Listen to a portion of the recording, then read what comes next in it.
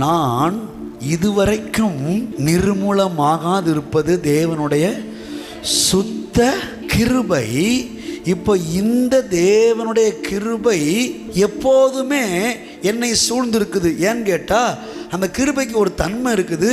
ஏற்ற சமயத்தில் சகாயம் செய்யும் கிருபை, ஏற்ற காலத்தில் சகாயம் செய்யும் கிருபை இதுவரைக்கும் என்னை சூழ்ந்திருக்கிறது, இதுவரைக்கும் என்னை வாழ வச்சிருக்கிறது. இப்பொழுது நான் நிர்மூலமாகாது இருக்கிறது அந்த சுத்த கிருபையினால தான்.